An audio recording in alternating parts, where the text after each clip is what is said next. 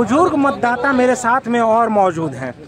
नमस्कार चाचा, क्या लगता है कि जिस तरीके से दिल्ली की पूर्व मुख्यमंत्री श्रीमती शीला दीक्षित के द्वारा जिस तरह से दिल्ली में विकास कार्य को गति दी गई थी, आम आदमी पार्टी उस गति को बरकरार रखने में कामयाब रही? देखो, मैं पुराना कांग्रेसी हूँ और मैंने एक तरह से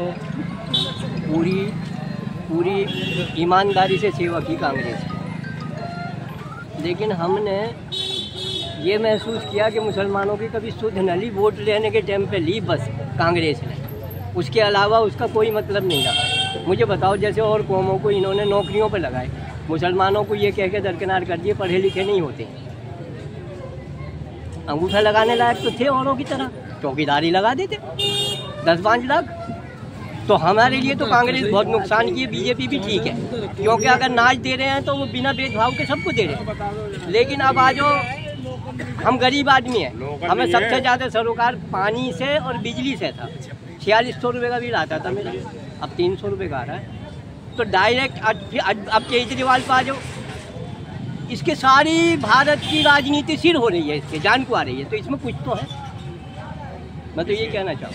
श्रीमान, जब आप कहीं ना कहीं मुस्लिम वोटर्स की बात लेकर के आ रहे हैं, तो विधानसभा चुनाव 2025 में मुस्लिम वोटर ही तय करने वाले हैं कि किस किस सरकार दिल्ली में बन रही है। तो क्या लगता है कि मुस्लिम वोटर इस बार दोबारा कांग्रेस की तरफ शिफ्ट हो रहे हैं?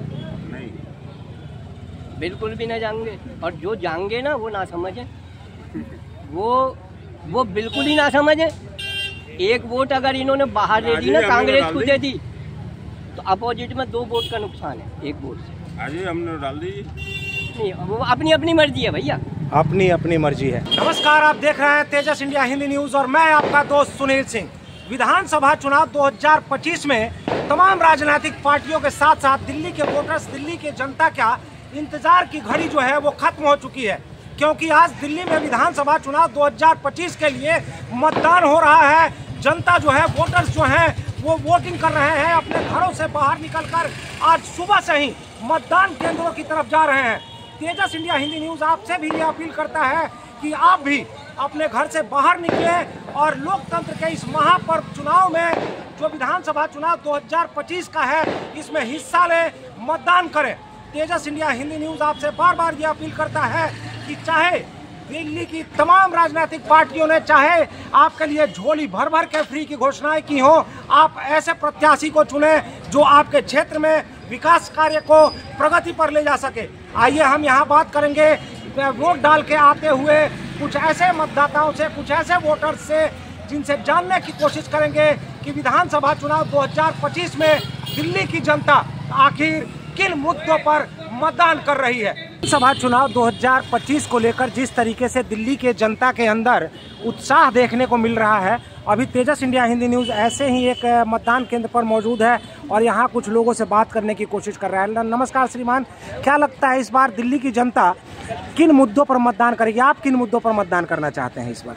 हमने तो जी कर दिया मतदान, कांग्रेस को दिया। मतदान कर दिया आपने?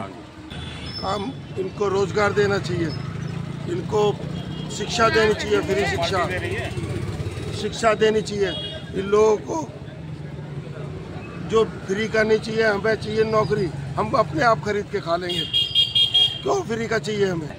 एक सड़क नहीं बनी, सड़क पे थेगड़ी लगा दिए, जैसे थेगड़ी होती ना, लगा दिया बस खत्म, सड़क बन गई। कोई फ्लाईओवर नहीं बना, जो शीला के कॉन्ट्रैक्ट थे वही हुए, उसके बाद कोई काम नहीं हुआ। कोई हॉस्पिटल नहीं बना, कोई स्कूल नहीं बना, ना कोई शिक्षा संस्थान, हॉस्पिटल्स नहीं, कुछ नहीं बना है।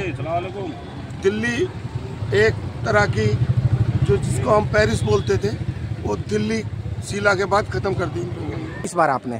जी मुद्दे क्या है, बस हमें को शुद्ध चाहिए, साफ सफाई। बिल्कुल यहाँ पे दिल्ली के अंदर बहुत गंदगी है और महंगाई बढ़ती जा रही है, महंगाई के लिए कुछ करना चाहिए। जिस तरीके से दिल्ली की तमाम राजनीतिक पार्टियों की तरफ से दिल्ली के जनता के लिए, वोटर्स के लिए झोली भर भर के फ्री की घोषणाएं की गई हैं, आप जब मतदान करने गए थे तो आपके दिमाग में क्या चल रहा था? आप फ्री के नाम पर मतदान करना चाह रहे थे या फिर विकास कार्य के लिए मतदान करना चाह रहे थे? विकास के लिए ज़्यादा है, फ्री के लिए तो हर कोई बोलता है, लेकिन विकास ज़्यादा जरूरी है। चलिए, धन्यवाद श्रीमान। किन मुद्दों पर इस बार मतदान किया है आपने? मतलब अच्छे, जो अच्छा करे महिलाओं के लिए खास तौर से दिल्ली में सक्रिय तमाम राजनीतिक पार्टियों की तरफ से महिलाओं के लिए खास तौर से फ्री की घोषणाएं की गई हैं। क्या लगता है कि फ्री ज़्यादा मायने रखता है या विकास मायने रखता है? चलिए, धन्यवाद मैम। तमाम राजनीतिक पार्टियों की तरफ से दिल्ली के वोटर्स को लुभाने की कोशिश की गई। आप अभी मतदान केंद्र पर मतदान करके आ रहे हैं, क्या लगता है श्रीमान की फ्री का मुद्दा हावी रहेगा या फिर रोजी रोजगार और विकास का मुद्दा हावी है इस बार? इस बार तो मेरे ख्याल से फ्री का ही मुद्दा हावी है। फ्री का ही मुद्दा हावी है। आप जब मतदान करने गए थे आपके दिमाग में फ्री ही चल रही थी इस बार? फ्री क्या, फ्री में तो बहुत सारी चीजें आ गई ना। इसमें क्या नाम है, आपका पानी फ्री मिल रहा है और आपका क्या नाम है, बिजली भी फ्री मिल रही है। तो इस मारे जब हर इंसान के हर एक घर के अंदर कम से कम नहीं तो 5 से 6 हज़ार रुपये की कम से कम सहायता मिल रही है, तो इंसान क्यों नहीं लेगा? और उसके बाद में मिले ना मिले वो आगे की गारंटी नहीं। अभी तो फिलहाल जो फ़ायदा मिल रहा है कम से कम उस चीज़ को तो ले ही नहीं। है श्रीमान की जिस तरीके से तमाम राजनीतिक पार्टियों की तरफ से फ्री की घोषणाएं की गई हैं, तो फ्री की घोषणाएं ही हावी हैं या रोजी रोजगार और विकास शिक्षा हावी रहेगा मतदाता के मन में? देखिए, क्या नाम है, हम लोग तो विकास को ही ज़्यादा उसमें प्राथमिकता देते हैं और यही होना चाहिए।